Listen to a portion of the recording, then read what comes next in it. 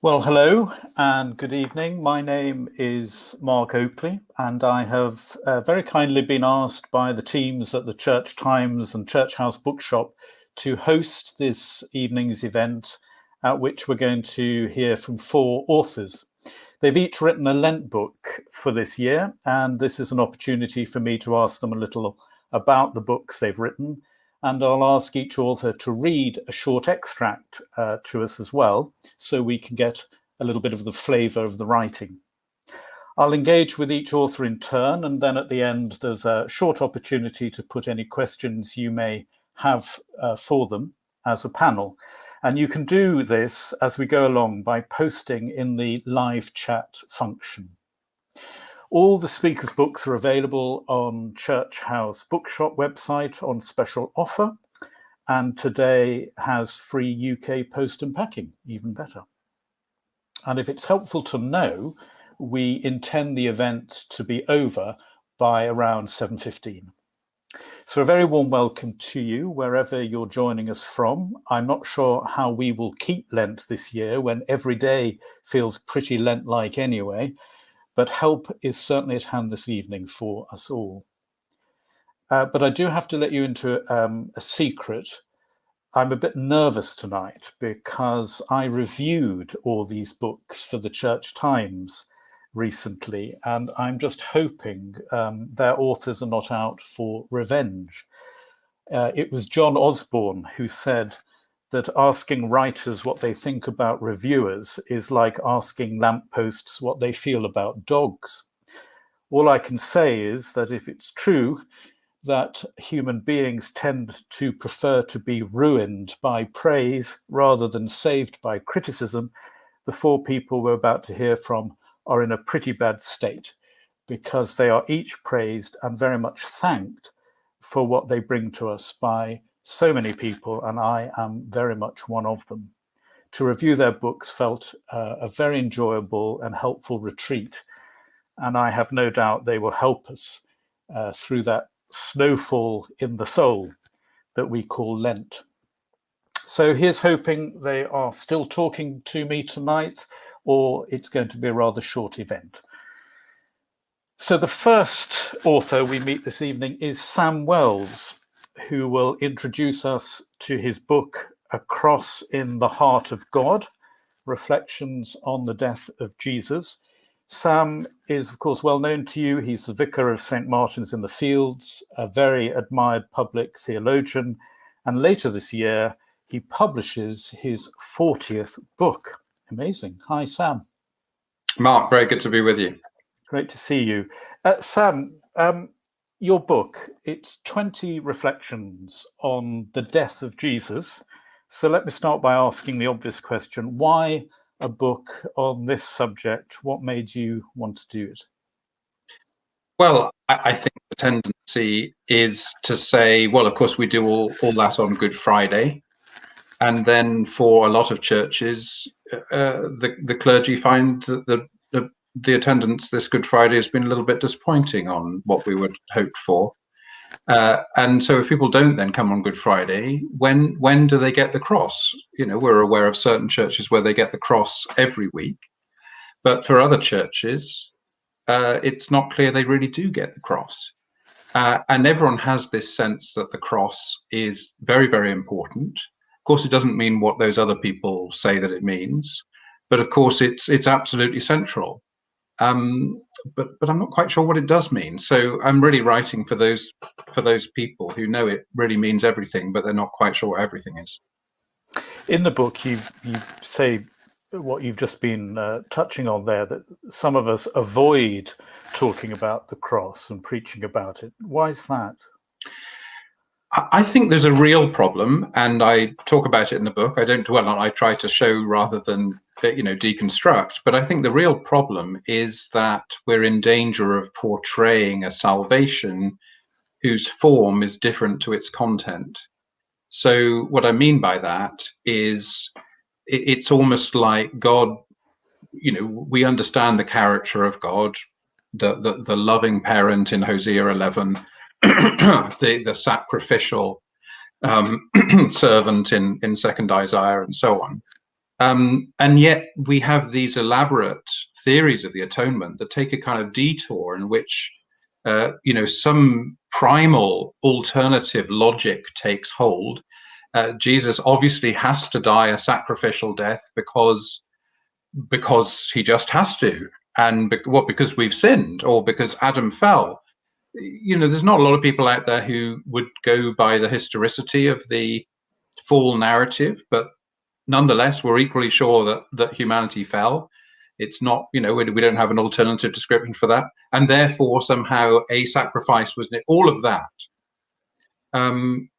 All of that seems to most people, I think, most Christians, certainly to me, to be a detour from the character of the God that we actually believe in.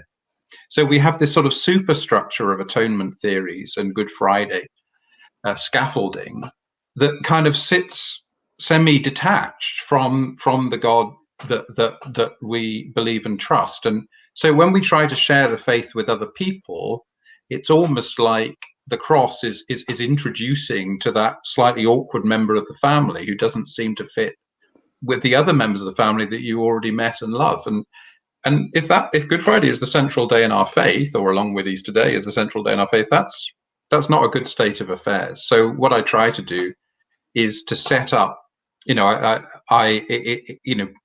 shouldn't say this on a talk like this, but if you, as long as we read the first 4 or 5 pages, what I put there is my understanding of what the cross fundamentally is about. And then if you like, you could see the other 19 as all footnotes to that opening piece. Well, I very much liked the shape of the book, and I thought it was very interesting how you began with the Old Testament. Can you just tell us a bit how you did shape it and the sequence of it?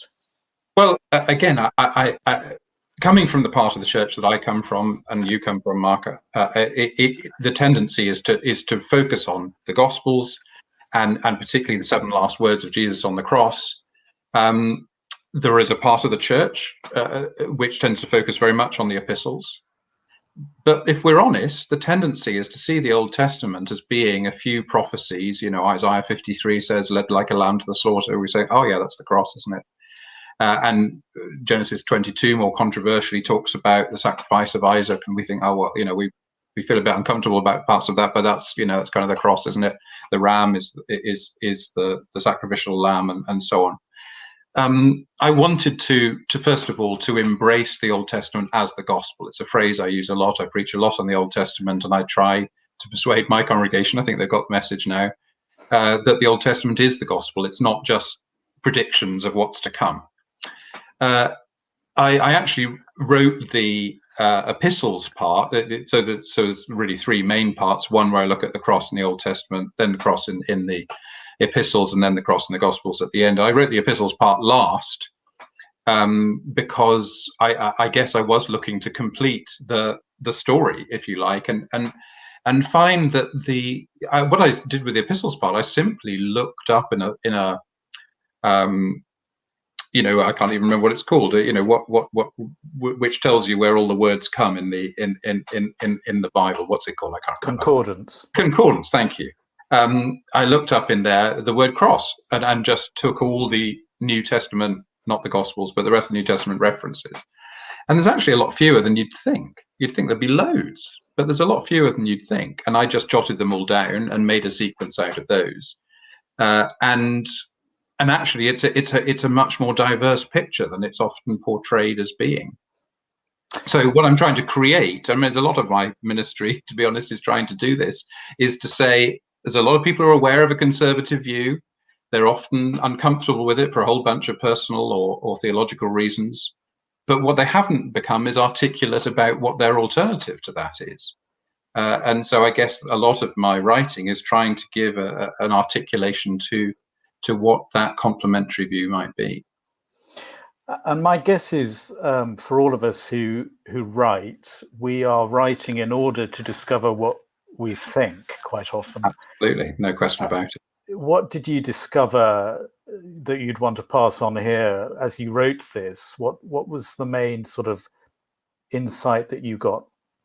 Well, the crucial insight of the book is that on the cross, Jesus and the Father are faced with the two fundamental decisions on which the whole of our salvation rests. The first is Jesus' decision to be with us, even if it costs his relationship with the Father. Why have you forsaken me?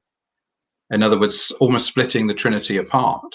And the Father's decision to let Jesus be with us, even if it costs their relationship. And of course, Easter Day is the restoration of that relationship. So all is not lost. But our salvation depends on that ability for Jesus to be with us, and for the Father to let Jesus be with us. That is the definition of love. Those are the key moments in eternity, if you like, that God will never let us go, whatever it costs. I mean, that's the heart of the book, really.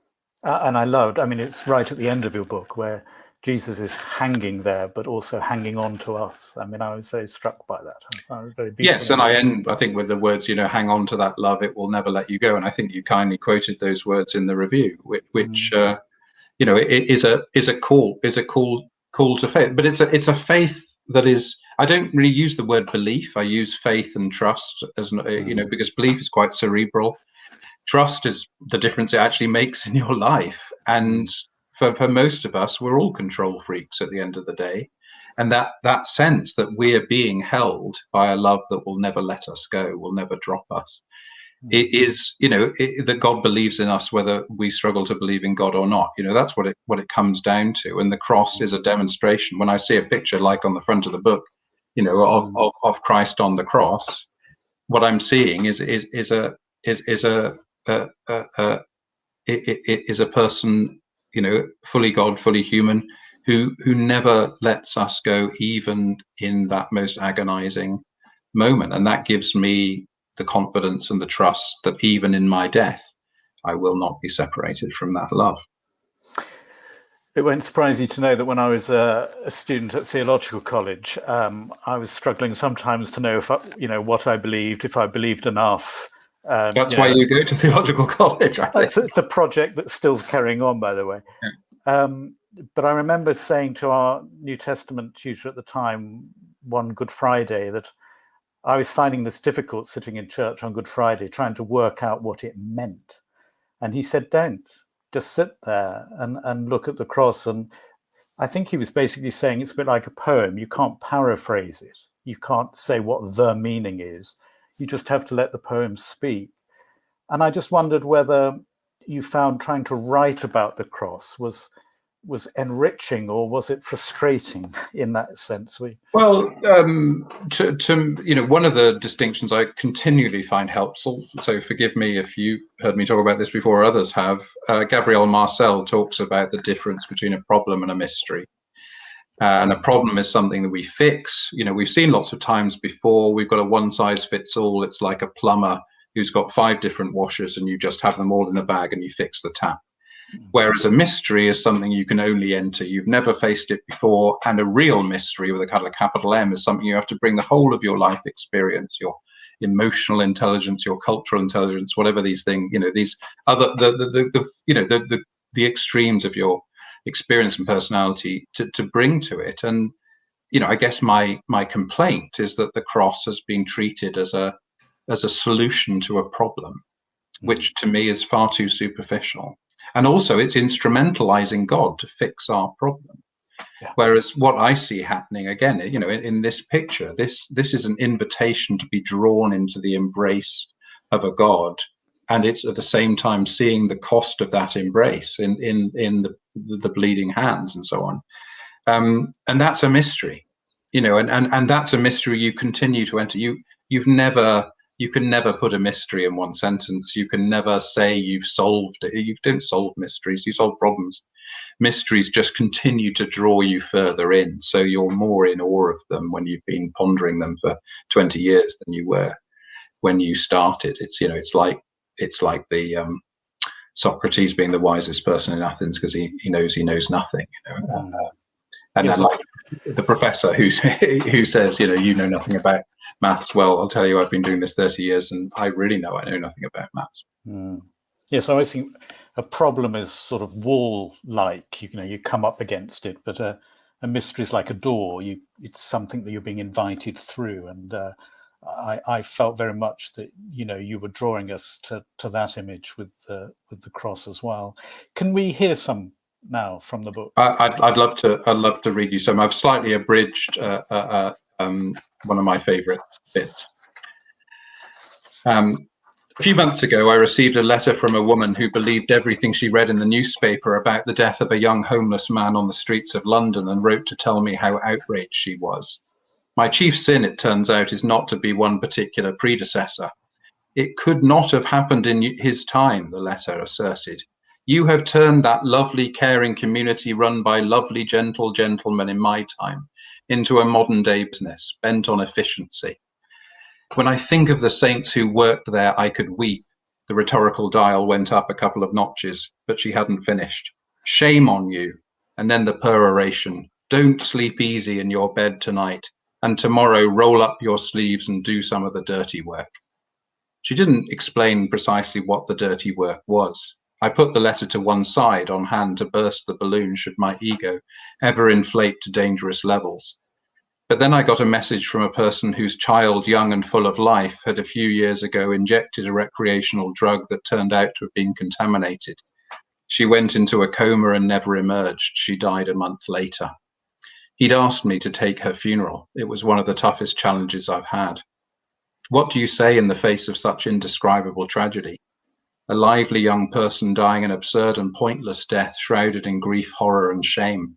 It seemed her father had felt I'd got something right, because the same evening I'd got the poisoning letter, I was on the phone to him and he was asking me to take his brother's funeral.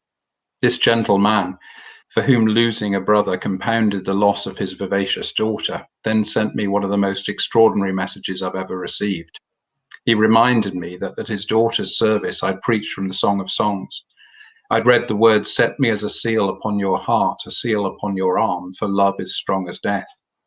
This is what I'd said. The whole Bible is in this sentence. The Christian faith rests on the belief that love is stronger than death. And Christian hope is simply this, that we are a seal upon God's heart. It was starting to come back to me now, but his gentle message went on. At her funeral, my son was so upset that I wondered whether he'd taken much of it in. For the rest of the summer, he withdrew from us and from most people. Some weeks later, he acquired on the inside of his right forearm an indecipherable tattoo. It turned out that he'd asked my wife in her beautiful handwriting to write 8 short words, which he'd then had permanently tattooed in mirror image. He decided on the mirror image, he said, because I don't want people knowing my business. The 8 words were, set me as a seal upon your heart. The tattoo looks like a blur in ordinary sight. The words emerge for my son when he holds up his arm before a mirror. And of course, the verse continues, as a seal upon your arm. I didn't know what to say, how to reply. How can we ever know what people are really thinking after so tragically losing a loved one, since we so seldom ask them to roll up their sleeves and provide the evidence? But what I do know is this. Christ rolls up his sleeves in ministry around Galilee. In Jerusalem, he rolls up his sleeves and bares his arm and shows us that love is strong as death, passion as fierce as the grave, and tattooed upon his arm is our name, my name, Sam, and your name too. But the names look like a blur and indecipherable, probably because he didn't want people knowing his business. And on the cross, Christ sets us as a seal upon his heart. And we're sealed on that arm forever, you, me, that father, his 2 children, his wife, and his brother, and the woman who wrote me the poisoned letter. Her name is written in the indecipherable tattoo on Christ's arm too. She wanted me to roll up my sleeves and do some of the dirty work. What the bereaved father's extraordinary message told me is that Christ has already rolled up his sleeves and done the dirty work. Any work I might do, clean or dirty, is simply a celebration of that. Christ rolled up his sleeves and did the dirty work. That's the cross. The dirty work was to seal us on his arm and in God's heart forever. Sam, thank you so much for telling us about this important book, and we'll see you a little bit later. Thank you so much. Terrific. So it's now time to meet Hannah Steele, who has written the Archbishop of Canterbury's Lent book for this year, called Living His Story, Revealing the Extraordinary Love of God in Ordinary Ways. Hannah is director of St. Mellitus College in London, where she lectures in mission and evangelism. And this, I believe, is her first devotional book. Hannah, hi. Hi, Mark. Lovely to meet you. Nice to meet you too. So how was the shift change? Did it feel good to write devotion rather than academic? Once I got my head around it, yes, it did. I must admit, the first draft I sent to the publishers, they sent back and said it needs to be a little more devotional by nature. And actually, once I made that shift, I really enjoyed writing it. I enjoyed bringing up friends saying, can I use that story in my book, and peppering those stories throughout. So I actually thoroughly enjoyed writing it. Yes, it's one of those books that clergy are going to be nicking from all the way through, I can tell. So tell us what it's about. So it is a book about evangelism, but I was quite clear I didn't want the word evangelism anywhere near the cover of the book, because for all sorts of reasons, but I think because we have lots of misconceptions about evangelism. So I wanted to write a book that was really about the idea of the gospel as a story. We often think about interesting. Sam picked up this again, belief in terms of, things that we have to believe and ideas that we have to get people who aren't Christians to believe. And actually, what might it be if we understood the gospel in terms of a story, a narrative that actually we are invited to play our part in, to join in with this story. So it's a fresh perspective, I hope, on how we share our faith. It looks at encounters with Jesus in the gospel, what we can learn from the way Jesus engages in speaking about the love of God in people's lives, and looking at some of the disciples, the apostles in the book of Acts as well, and what we can draw from their experiences. So before we look at the idea of, being part of what I sometimes call a storydom. Christianity is a storydom. We're all incorporated in this story, which is still continuing. Let's just go back to why you didn't want that word evangelism. What's problematic about the E word? I think there's a number of suspicions we have around the word evangelism.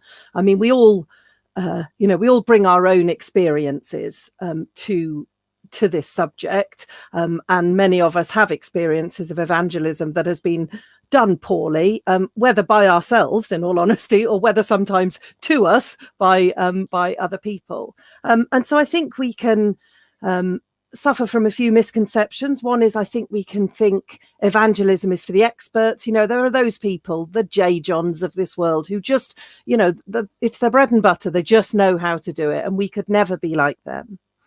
I think sometimes we are a little suspicious that maybe evangelism is a bit morally dubious in the world today, in our pluralistic culture, in this postmodern environment. Is it right to persuade someone towards our understanding of faith? I think we can sometimes fear that our evangelism is irrelevant. Ever had that experience talking to a friend about your faith and it just doesn't seem to compute at all, because it's almost like you're talking another language. How do we make connections with people? And then I think for a lot of people, we can find evangelism hard work.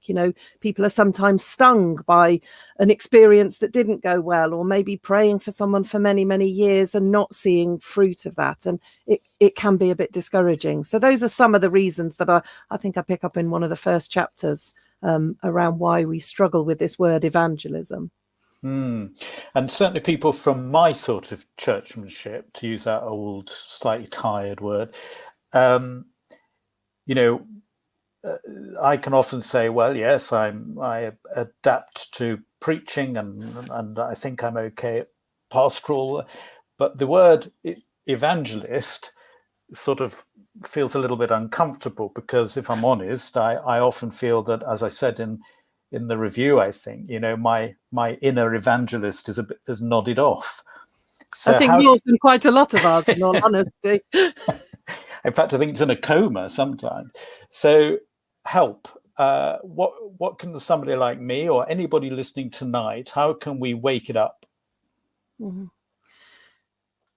So I think, there's a number of ways, I suppose, I approach this. And I guess it's looking at what can we learn from Jesus about evangelism? Because I think we often think of evangelism in terms of we need to get across to people who Jesus is and what Jesus says. But actually, what could we learn, not just from what Jesus says, but the way he says it? Mm-hmm. And I think if you start exploring the Gospels with that perspective and you start to say, well, let's look at how Jesus has conversations with people. Actually, it's quite revealing, because it's far less formulaic than a lot of our expressions of evangelism. Jesus often asks questions. He often says surprising things in conversations. Sometimes he doesn't say as much as we think he might say or expect him to say. And I think there's a lot we can draw from the way Jesus engages with people in the Gospels that just help us to free us from the pressure of we have to say everything in one go. I think I use the illustration of sometimes in a conversation, we're just offering an amuse-bouche, a little taster of something. We don't have to give them the whole Christmas dinner, there and then, and fill them till they're full. How might we just say something to catch people's curiosity? I like that idea of curiosity. How can we make people curious about the questions at the heart of the universe? Because we do all ask them, but how can we just raise curiosity that maybe this Jesus person has something to say to the questions that we ask? Of course, the other thing is that after Jesus had often figuratively spoken and taught, people were confused and endlessly asking what he meant. So I often wonder if he would have got B- sometimes in a homiletics class where people think he's supposed to give answers, but actually he was enticing people to think a bit more and get puzzled, which I think you bring out nicely in the book. You have that lovely expression that Christians ought to be willing to get interrupted. And I rather like that idea. Let's just, before we hear you, just a little bit more on this story factor. I think you pick up Walter Brueggemann's idea that evangelism is the invitation to switch stories. Can you just tell us what that means?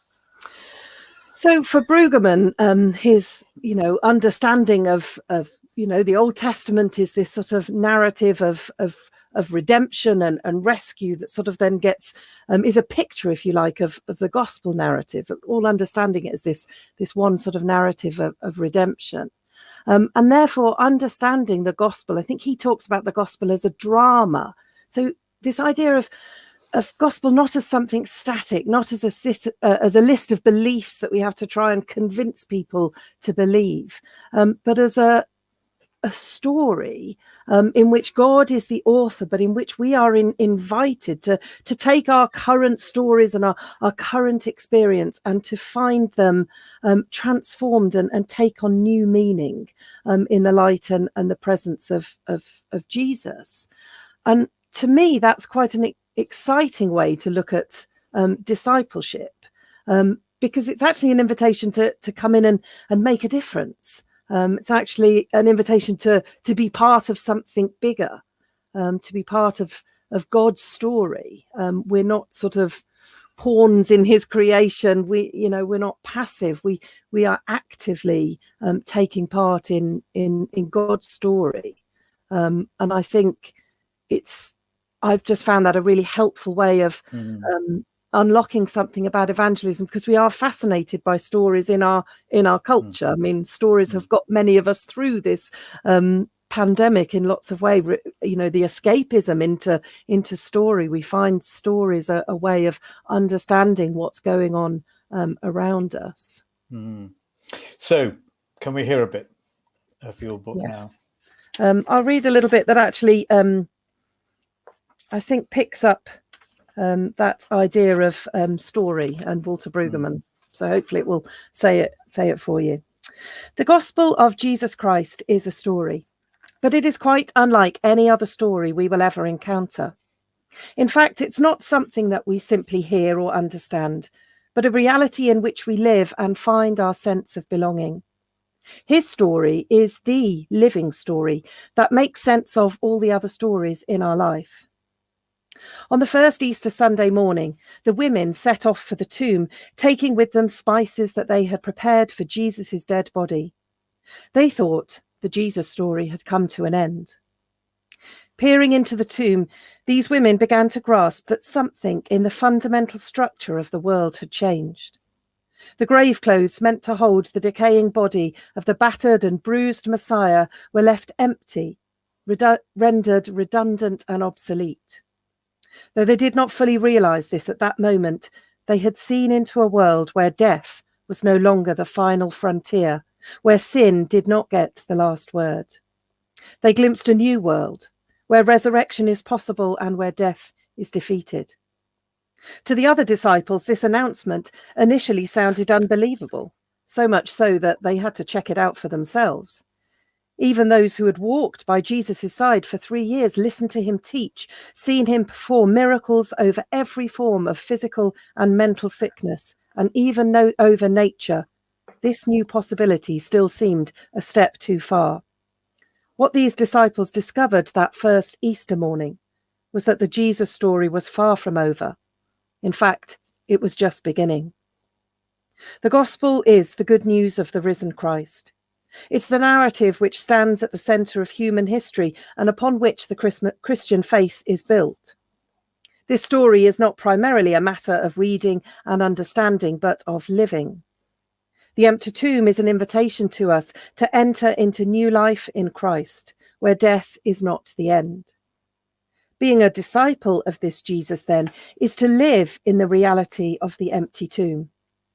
The good news of the risen Jesus is the story we are called to pass on to others, but we have somehow not been very good at knowing how to do this. We call this passing on of the gospel story evangelism, but it's a word that is often misunderstood. I suspect that if you stood up in church one Sunday morning and said, "Who wants to do evangelism next Saturday?" you might not get a huge response. And the problem is often how we phrase the question. We misrepresent evangelism when we imply it's something that is done to people either willingly or unwillingly. Evangelism's starting point is our recognition that if the gospel is the story in which we find our identity and purpose, then evangelism has to do with the whole task of our lives and the way we live them.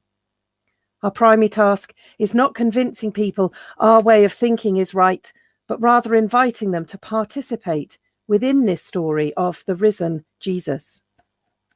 The Old Testament scholar Walter Brueggemann describes evangelism as an invitation and a summons to switch story and therefore to change lives. Evangelism, by this definition, becomes an invitation,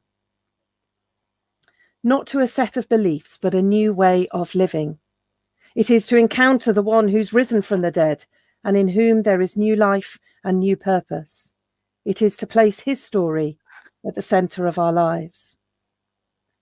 Exploring evangelism this way means that it might be both harder and easier than we imagined. It's harder because the offer of switching stories, not simply adding Jesus onto a full life. It's to swap one way of the world with looking at it with another. There is a cost to the exchange. Yet evangelism as invitation is also easier than we thought, because it's not dependent upon us to make it happen. It's an invitation into an expansive place where the deepest longings and desires of human life are met in Christ, where all our fears about death and the ultimate end come face to face with the one who is risen from the dead, offering another person the chance to enter into the Easter story is the greatest gift we can give the world. Hannah, thank you so much for writing this book and for resuscitating, as it were, thinking about something that's really at the heart of the Christian community, but a subject I think we do often shy away from. So an important book, and I'm really very grateful to have read it, and I know others will. So thank you very much, and I'll see you a little bit later. Thank you, Mark. So now we move to our third author, Stephen Cherry, and this feels a little bit weird because he's virtually my neighbour here in Cambridge. Stephen is the Dean of King's College, Cambridge. He is the author of many appreciated books, and he's written the Bloomsbury Lent book this year called Thy Will Be Done, and it's an exploration of the Lord's Prayer. Hi, Stephen. Hello, Mark. It's very good to be with you, but I don't feel it's at all weird. It's just friendly and nice. Just feels as if you're around the corner. Yeah, we could shout out the window. Yeah. So, Stephen, this the Lord's Prayer, it's the prayer we pray most, and yet it's the one probably, if we're honest, we often go on autopilot with most as well. Why did you want to write this book? Well, actually, when I was first asked to write a Lent book for Bloomsbury for this year, the invitation came to write a book about forgiveness, because I'd said to them I'd like to write another book on that subject. I feel it's massive and important, and I have a little more to say. And I had a go at trying to write a Lent book on the theme of forgiveness. But the more I pushed at that, the more I felt I didn't want to write a book that was squeezing that really important and big subject into the Lenten box, as it were. So I didn't feel it was going too well, and I got a bit of feedback from the editor, which I thought was confirming my suspicions. And so then I sat back and I thought, and I've often thought this, what is the most obvious thing to do? What's the most obvious thing on which to write a Lent book? And it occurred to me, the Lord's Prayer. It's just there in front of us, taken for granted as a piece of everyday spirituality. It's in every formal liturgy you can think of. It's in every pastoral liturgy that happens. It's often the go-to prayer when we're stuck for words. And it's there in great occasions as well. It's there in every language under the sun. And it is both biblical and also post-biblical. The final part of it wasn't in the Bible. I could say more about that if you like. So it seemed to me obvious and rich. And to be honest, I'm not an expert on the Lord's Prayer now. I certainly wasn't when I started.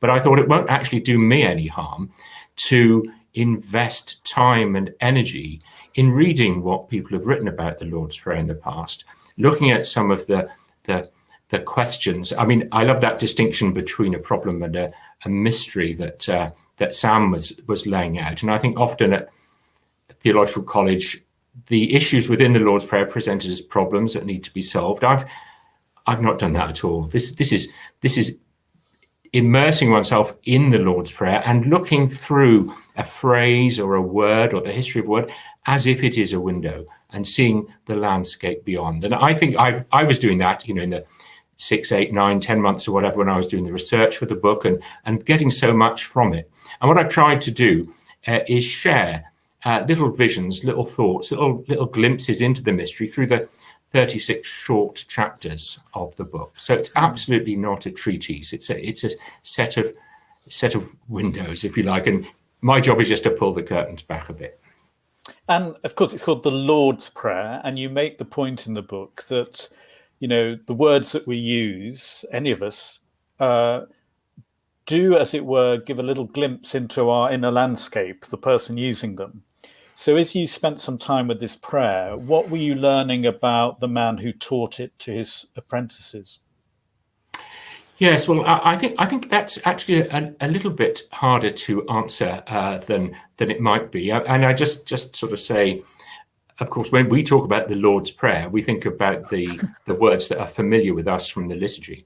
And people will tell you that's Matthew's version. Well, it is and it isn't the version that's in Matthew's Gospel. And Luke had a very, very much shorter version. And the kingdom, the power and the glory that come at the end, that's added in the 3rd century, let us say, some time like that. So I actually think that this prayer, while it reveals significant things about the spirit and the priorities of Jesus Christ, comes to us not, as it were, by dictation, but both from the seeds that were sown when Jesus spoke those words in Aramaic which then became written down in Greek in more than one version, were owned and lived and prayed and developed.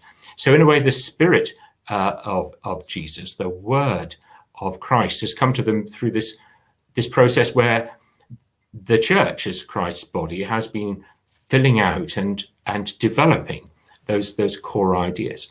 But having said all that, I mean, what comes to me really is that the prayer is amazingly God-focused in its first half, and in its second half, just dazzlingly and quickly comprehensive with regard to so much of human life. Bread, our material necessities, forgiveness, sorting out what goes wrong in our relationships, temptation, dealing with our desires and the way in which they go wrong, and holding before God the fact that is something that's going to be a problem with us most of our lives. And then as deliver us from evil, or as the Greek is, the evil one, spare us whatever it is that is drawing us away from the fulfillment and the joy and the delight, which is possibly only arrived at by the journey, which is represented by the phrase, which I believe is the core not only of this prayer, but of all prayer, which is the title of the book, "Thy will be done." And that, if you like, I mean, because that's also Jesus' prayer, which he sweats blood over in the Garden of Gethsemane, learning how to pray. So although he taught it, he was still learning how to say it. So I suppose that the best answer I can give to that question is something about the struggle. It takes us into the struggle of thy will be done.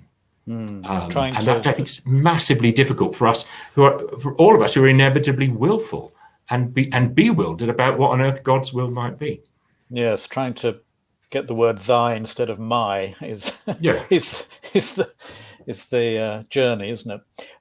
What was the most difficult part of this book to write? I remember you and I were talking about this a little bit, and you let on that you found, I think, the bread part was a bit tricky. The bread part, you're right. You remember that correctly from when we were talking. Yes, it was. Give us this day our daily bread. I mean, there's several things going on here. I mean, I think one of them is that it's got the only adjective. You know, what does that word daily mean? And what sense of time is involved in this day? And what do we mean by bread? I mean, I say, we like to think of bread as simple, imagine something, but, go into the baker, go into the supermarket, you'll see a whole variety of stuff. And Jesus problematizes the word bread in a way in that early moment in the Lenten wilderness experiences is, you shall not live by bread alone, as if diminishing what bread is. And yet in this prayer is saying, pray for it, give us the bread we need. And then there's the whole question of, there's so much in the bread phrase. There's the whole question of economics. And that sounds ridiculous, but it is there in embryo. What is enough? What are we going to store? What does it mean to look after my needs in comparison with with everyone else's needs? I mean, there's just so much in the bread area, little of which I think comes to us when we do the straightforward biblical study based on the words and worry about the adjective in Greek, epiousios. Plenty of people who are engaging this will have listened to talks about that. I actually don't think that studying epiousios can get you terribly deeply into the spirit of Jesus with regard to give us this bread, give us what we need to subsist, to survive, attend to our material needs. But that's what I love about that. But it's absolutely, definitely about our material needs. Yeah. And what I love, and we're going to hear you read a bit from it now, but what I love as you speak about it is I can hear that this was a book in which you were discovering as you wrote. I get that very strong sense from you that this was an enjoyable discovery for you to write this book. It was very challenging, actually. It was very challenging, but and I struggled away with how to structure it. I made this audacious decision to do it in very short chapters, which, you think, oh, write a short chapter, that would be easy. But actually it isn't, because you have to really condense things down. But I think one of the things I like about it is that it's got a slightly collage feel to it. So it's one thing, then another, then another, then another. And I found that, I've allowed myself to give a different perspective in most sections on the same theme. Yeah. And I think that represents, in a way, the way in which my mind was working. So I don't want to decide who's got the best interpretation of any particular phrase. I want to put to myself and to others different interpretations that open the whole thing up. Well, can we hear a little bit now? Yeah, of course. Now, I'm going to look the other way in order to read this. This is from chapter 12, which is called What the Prayer Is Not. Now, the story behind this is that, I was studying and reading everything, and just as a thought one day, why don't I jot down the opposite of the Lord's Prayer? And I did that, left it for ages, and then that was the kernel of this. I find it rather illuminating chapter. I'm not going to read the whole chapter, but I'll read the beginning and the end of the chapter. Chapter 12, as I say, we have come to the point where it's completely clear that the Lord's Prayer is not, perhaps, the bland source of assurance that we sometimes want or need it to be. Not only is it like a poem, full of meaning and open to fresh interpretation, it's also full of ethical as well as spiritual challenge. Although we pray it daily, and when we are especially lost for words, we realize now that it might not always speak to the somewhat sorry state of mind and heart in which we find ourselves. The Lord's Prayer isn't always a ready source of comfort, even though a desire for warm affirmation can sometimes feel like our most pressing spiritual need. What then might be a prayer that reflects our spiritual starting point as modern people? Something like this, perhaps. Dear God, my own special God in my own heart, let me have peace of mind, fulfill all my desires and take away all my guilt and shame. Lead me not into suffering, keep me free of pain, and deliver me from tribulation and despair, for then I will be happy, safe and secure, and you will become worthy of my praise. There are probably aspects of this formulation that we can all relate to. Who doesn't crave peace of mind? What are personal desires if we don't wish to get them fulfilled? Who doesn't long for their guilt and shame to be taken away just like that with no questions asked? And none of us want to be subject to suffering, pain, tribulation, or despair. So why should we not pray for such deliverance? The prayer, however, is most unlike prayer as taught by Jesus. The giveaway is in its self-regard. The God who is being prayed to here is my own special God. That's bad enough. But the worst part of the prayer is that the end point reveals that the intention of the prayer, as far as the praying person is concerned, is for God to take the opportunity to prove that God is praiseworthy in our sight. Such sentiments are, in fact, found in the book of Psalms, but they are a very long way indeed from the spirit of prayer that Jesus taught us. This may come as something of a shock, but the Lord's Prayer is not a prayer for personal happiness, safety, and security. Such concepts are quite alien to it, though, as we will see, there are words in the prayer that allow us to bring our basic needs to God. They do so, however, in such a way as to meet those needs, not to satisfy our desires for a happy and contented life on our own terms. Indeed, it's not too much to suggest that the Lord's Prayer is an invitation to take Jesus' perspective to heart so thoroughly that we find ourselves living life on his terms and not our own. Thank you, Stephen, very much. What I really valued about this book is, and I'm sure others will too, is that you take something that we feel we all know rather well, actually, and then you surprise us, I think, very happily, that we didn't know much about it at all. And I think everybody who reads the book and then prays the prayer will never be praying it in quite the same way they had been praying it. So that's it's a real achievement, and thank you very much. Thank you.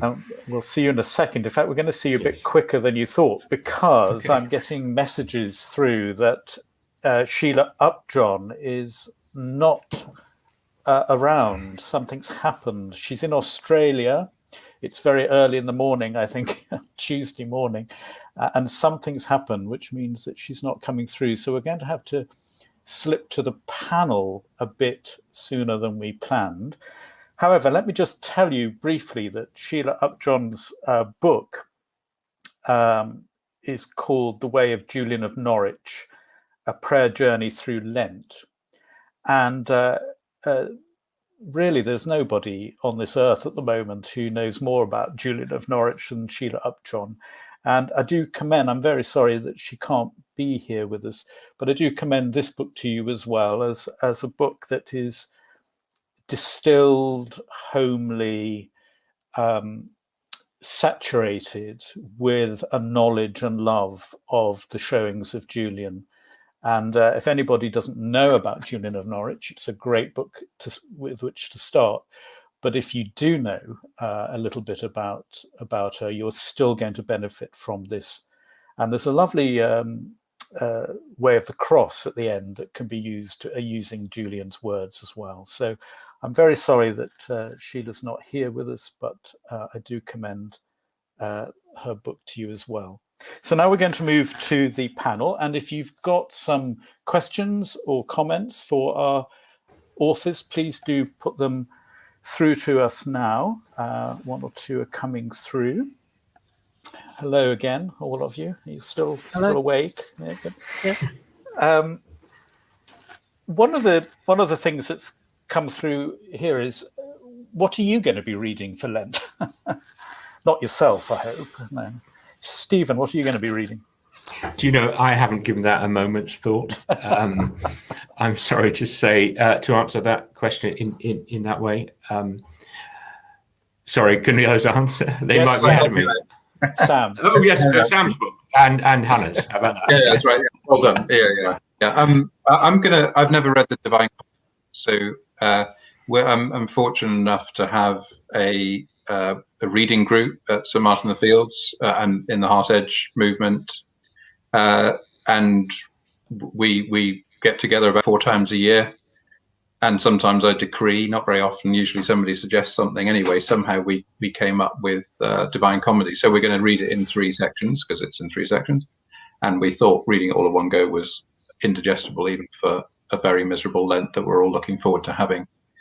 I'm gonna bite off as much Dante as I can chew. That's going to be my Lenten. Well, it's the right year to do it. Yes. Hannah, what are you going to be reading?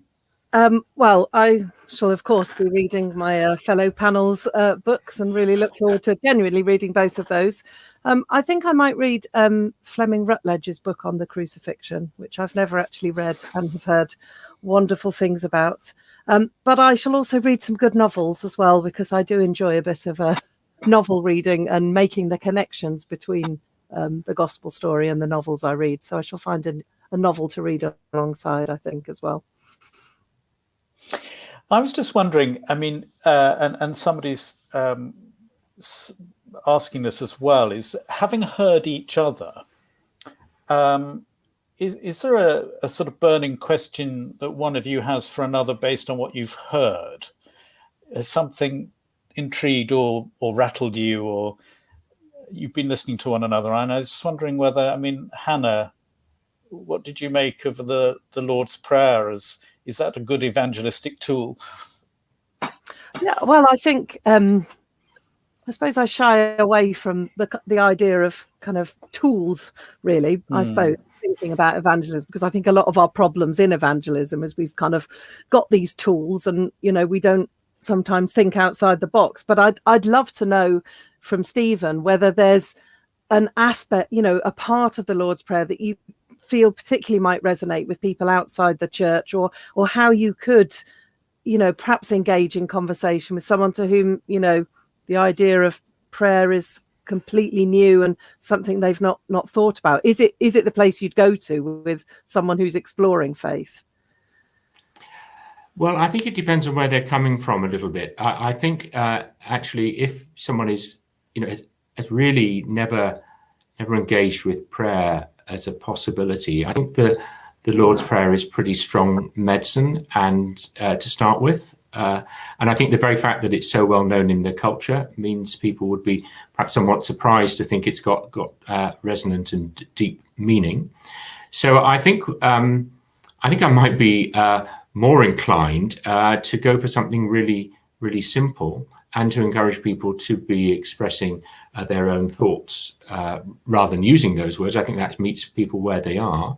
But I think the structure and shape of the Lord's Prayer, beginning and with the doxology, ending with God, starting with the sense of our relationship, our shared relationship with God. In the book, I don't use the phrase father. I replace that by motherly father. So it's a parental relationship, not a relationship with your dad as or father, as it were. But beginning with that sense of intimate relationship with God, going through everything that we need to struggle through life, and ending up with kingdom, power, and glory, or as I come to think of it, as fulfillment and beauty and empowerment. That is I think that's a shape for prayer that can really resonate with people today. And I think that the fact that, so you're getting the shape out of it rather than the words out of it. I think on the other hand, if we're talking about someone who's grown up in a Christian culture and really knows that prayer already and has kind of got it as a rather long, rather lengthy mantra somewhere in the back of their mind, I think then for someone who is an ex-Christian or post-Christian or enculturated, I think it's a great tool to say, well, let's look at this bit of it. Let's look what forgiveness means, or our desire for food. Or I think a lot of people, if you were to approach them rightly, would understand that we struggle with temptation and that we don't always do what we want to do. There's a difference between what we intend and what we end up doing, and all the mind talk stuff that troubles people. I mean, I really would like to connect that up. That the way in which people do themselves down. This is part of the evil that we need to be delivered from. So that sense of undermining yourself, which is in temptation and deliver from evil. So I think there's a massive amount that the Lord's Prayer can do to help us in the task of meeting people precisely where they are. Stephen, just as a follow-up to that, I've just noticed two comments. One is from Claire saying that she has experience in funerals of people not wanting a religious service, but still want the Lord's Prayer. Yeah, brilliant. And then Helen is saying that, is it a shortfall of the Lord's Prayer that love is also essential, but to give and to receive, and yet it's hidden deeply in the Lord's Prayer, despite being the key to the door? And that's interesting, isn't it? Because if love is the attractive part of our faith to people, and it's not mentioned really in the Lord's Prayer, yet people are still wanting it at their non-religious funerals. Help us with that puzzle. Well, yeah, it did occur to me at some point in my reflections on it that the absence of the word love was quite a significant aspect of this prayer. But and one of the things that came out of reflecting on bread, which you asked me to open up about, was really a strong emphasis on justice in the prayer. I think it's more obviously a justice prayer than a love prayer when you look at it. Certainly when you look at the middle of it. And yet, can we not feel the love that's implicit in our Father, both God's love of us, our love of God, and our horizontal love for each other? I mean, it absolutely starts in this notion, to make it abstract, of divine relationality. So, and sometimes, I think it's part of Hannah's point as about evangelism, is just from what you've said, I think it's not always best to use the most obvious word, and actually to imply love, and for love to be the atmosphere of the prayer rather than to go for it direct, might be a more subtle thing to do. So I don't think anyone who knows the prayer and engages with the prayer would feel that it was a loveless prayer. And I think whether or not the word is there, the word love, is probably irrelevant. And actually, that's a very interesting connection with Hannah's points about the nature of evangelism being much more subtle, ordinary, and maybe indirect part of what we do than is sometimes thought. Sam, what about the comment that sometimes people give when they say that when they go into a church and they see the cross, the crucifix, they just find it gives a depressing feel to the space? You know, isn't Christianity just being gloomy by having statues of people being executed, or one person being executed? Any response to that? I think there is a difference between the empty cross, which traditionally in Protestantism is a figure of the resurrection as well as of the crucifixion, and the crucifix more common in Catholic or Anglo-Catholic churches, which clearly is making a very clear statement, usually a statement about our sin, God's sacrifice. To me, they both are. We've said before earlier about mystery and not being able to put things in one sentence. But if you push me to say what I think it means, I think it means this is how much God loves God. God loves you, to the very end. I can't think of a day in my life when I don't want a bit of that. So I don't find that depressing. I find that inspiring. I think that we have to be honest, and a lot of Christianity has been served up, particularly to those in their formative years, in what I would call deficit terms. Because you're terrible, God had to do something really painful to pull you out of the mire. That's very much a deficit gospel. Rather than because God so longed to be in relationship, God made a world in which God could become a human being in relationship with you, which I would think of as an asset gospel.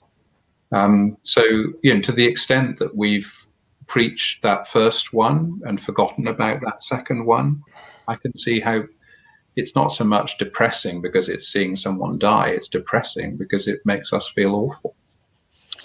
Do you think for a lot of people, including Luther, making us feel awful is part of bringing people to faith? I think it's what we might call, to say an easy word, it's unfashionable. Yeah, but the cross has been also aestheticized a bit so that we lose the shock of it, perhaps. It's become something we make jewelry. Exactly. Well, and I think that's where the political, there's 2 or 3 places in my book where I talk about phrases like the personal is the political, and actually, come back to what the cross actually meant. It was what you did to slaves. It was totally humiliating. It was something, that didn't really appear in Christian art in the first few centuries. It was really best part of a millennium before the cross became something you could portray, because it was so disgraceful. And it's important to get back in touch with that. That's the lengths to which, that's again how much Jesus loved us to take, and how much we rejected him. You can't get away from that other part of it, even if you want to stress the first part of it. I'm struck, as I've heard all of you this evening, that you've each done something rather similar, I think, is that you've taken something that Christianity almost takes for granted as part of its life and trust, and tried to resuscitate some freshness to it. So evangelism, we do evangelism with the church, but we're a little bit embarrassed by it or we shy away from it. The Lord's Prayer, we know that, we can all say it and recite it, and also the cross. And I'm just wondering whether there is something in the air at the moment where the Christian community needs to discover its own resources again, to refresh itself from its heritage. Is that something you feel as you've been writing this or hearing one another? I'm happy to take that. Is it Hannah, or do you want to come in on that?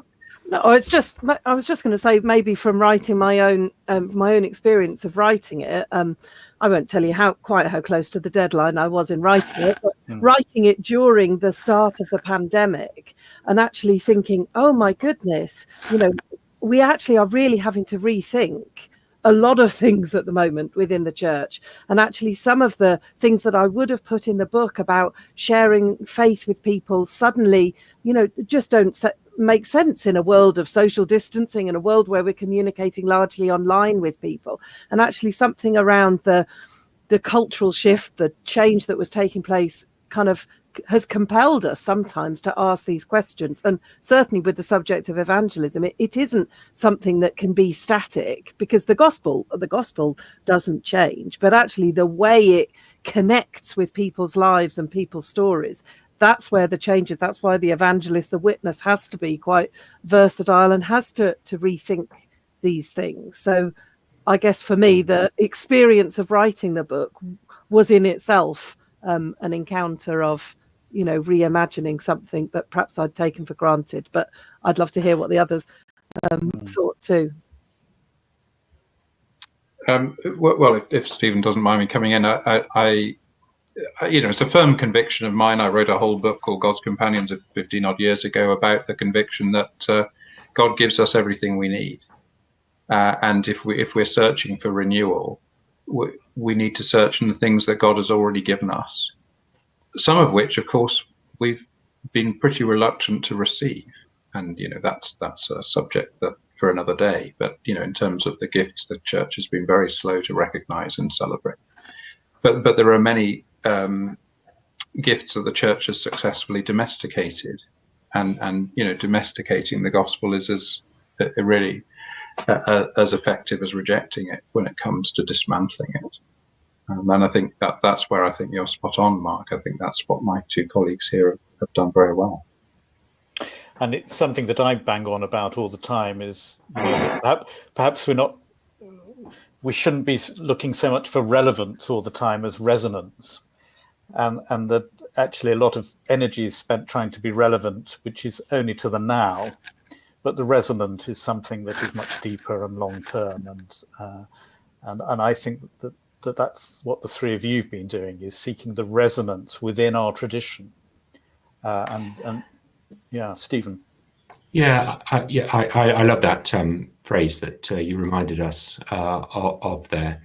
I completely like the question that you just asked here. I think there's an enormous spiritual longing for simplicity, and that while and the circumstances in which we currently live are an extraordinary test for any form of religiosity, and they are an absolutely crystalline relativizer of many of our arrogant postmodern assumptions about how comfortable our lives could be, and how we could just really follow our own desires and wills and so on. I mean, I've done enough theology and I've done enough complexity in my life to feel now that there's an enormous amount of time and energy spent on things that really never touch the ground, that are abstract. They really are words chasing each other around. And I have often felt, in the context of listening to, let us say, the wrong sort of disconnected theology, which is maybe whether it's of the kind of negative, miserable kind, or the cheesy, overly optimistic kind. What does this mean if you've got a terrible toothache? What does this mean if a member of your family is in the room next door dying of cancer? What does it mean if you're a couple and you find that you can't have children, you just long for children, and that's really overcoming everything in your mind and your life? What does it mean if you're living in a place and you don't know what your shelter or your community will be like next year? What does it mean if you're in a refugee boat? What are you going to be saying if you were in a refugee boat? My guess is it's something pretty simple, and it may be if you were. I mean, if you're a reformed Christian person or a part of our culture, the Lord's Prayer be the sort of thing that comes out of your mind and heart. I mean, there was someone on the news from an intensive care unit a couple of weeks ago, and Fergal Keane was doing the report, and there's this poor chap with his mask on his face, just barely breathing, and the commentary was he's saying the Lord's Prayer as an act of thanksgiving. These are the kinds of things that we reach out for. These simple things, and if God can't be met through simplicity, it seems to me that we've got a very weird sort of God, as it were. So I completely agree with what you're saying. It's about resonance, simplicity, and the accessibility. This connects up with Sam's point, actually, about God giving us everything we need, and in superabundance. It's just there. It's we who need to get out of the way in order to access God, not to come up with some counter creativity project that creates God in our own image. It's simplicity, absolutely. Yes, there's nothing more annoying than when you feel somebody's treating theology as a sort of hobby. Theology is about survival, it seems to me. Nothing could be more important. But sometimes you read it as if it's some sort of, substitute for playing conkers or something. Anyway, we're drawing to our end, and I just want to ask, and I haven't given them any warning, by the way, apart from reading each other's books, which you'll be doing to keep a good Lent, one tip for us all, because frankly, as I said at the beginning, life's just feeling a bit Lent anyway. So what can we do with this season of Lent in this particular time to make it, worthwhile? Hannah.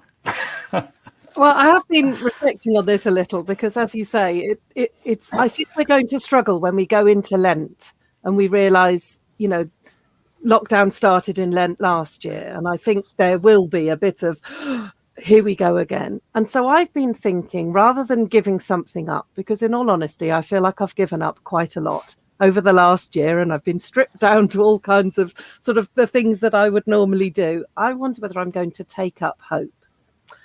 Following on from the Lent book, think, how can I celebrate hope somehow each day through Lent, whether that's to write a card and put it in the post to someone that's a message of hope, whether that's to pray for someone, whether that's, I don't know, just something that would be a recognition of the Easter that is coming, and a symbol of hope.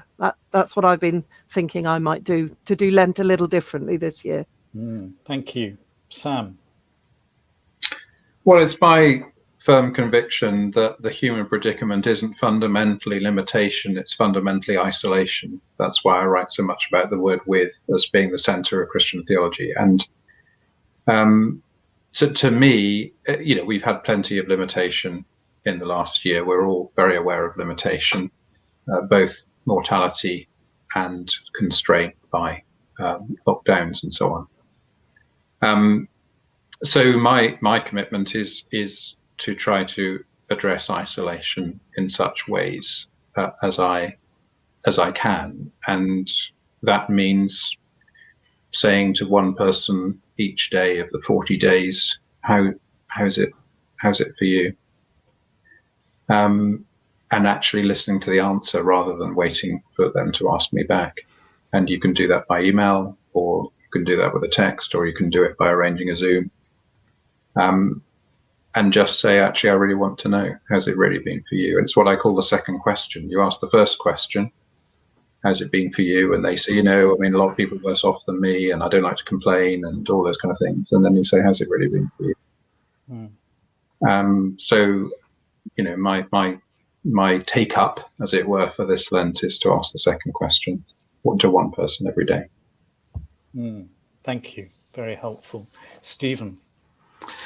Mark, I really feel off the pace in comparison with Hannah and Sam, because I haven't got anywhere near thinking about Lent this year yet. I've got a couple of thoughts, actually. I've started some of this already. First is I'm I'm very committed, I think, to doing more listening. But I mean actually listening intently to music. And I think that I'm going to be listening. And obviously, you and I, we have choral chapels where we usually go and listen to choir singing. So that's off. I'm going to listen to a lot. I'm already listening to a lot of Mendelssohn, but I'm going to listen to as much Mendelssohn as I can, because I think it is so full of life and rhythm and energy, and it's just effervescent and endlessly fascinating. And I always feel better and invigorated by it, whether I'm sitting still or walking while listening to it or whatever. So that's may sound a bit self-indulgent, actually, but I think that's what I'm likely to do. But I also really taken by Hannah's point about hope. In fact, it's about midnight last night. I was writing a little meditation on hope, which will take form as a podcast that we put around our community here. So I spent time writing about it and then reading out loud this little meditation, which was about the rainbow and dwelling on those colors in the rainbow, and then the Christian image of the anchor of hope. That hope deep in the ocean, up in the sky, and living in this space between. And I think that, having heard Hannah say that, I think I'm going to hold on to that hope image now and thought, and just think, really think that what does it mean to be a person of hope? What does it mean to be a person of hope? What does it mean to have faith? Hope and love is absolutely at the core of the faith we hold and we long to profess. I think hope is a word for this year, Hannah. I think you're completely right about that, and I'm happy to follow your example. Well, thank you. I mean, I've just been thinking myself how I would answer this question, and I was thinking of one thing is Lent traditionally asks us to take a look at the things we're addicted to. And it strikes me that the opposite of addiction is connection. And so I'm going to try and think about what that word connection might mean in a better way in my life, and to focus a little bit more on that word and its realities. The other thing I've been haunted by is the question, who do people become in your presence? Mm-hmm. When they're with you, what do you make them? Who do they turn into when they're with you? And I want to spend a bit of time with that question this Lent, I think, because I've spent a lot of time not being with people. And when I can be back with them, I just want to know what effect that has. So that's my Lenten question. Nice. I thought it was fair for me to try and answer the same question. All of you, thank you so much. I'm so sorry that Sheila wasn't able to join us, but on behalf of everybody who's been part of this event, I want to thank you very much. Thank you to our authors. Thank you to all of those of you who've joined us this evening. I hope you feel ready now to dive deeper into Lent and make it an important time for you and for the world we're in at the moment. Keep your eye out for the Preaching Festival day on preaching through Lent, Holy Week and Easter, if you're needing some help with that project. Also look out for the forthcoming Festival of Literature and Faith. Those are both later this month, and you can also see an evening with Malcolm Guite as well. And here's a final thought for Lent from Walter Brueggemann. He writes, I imagine Lent for you and for me as a great departure from the greedy, anxious, anti-neighborliness of our economy, a great departure from our exclusionary politics that fears the other, a great departure from self-indulgent consumerism that devours creation, and then an arrival in a new neighborhood, because it is a gift to be simple. It is a gift to be free. It is a gift to come down where we ought to be. And with that, I wish you a very good evening. Thank you for joining us this evening.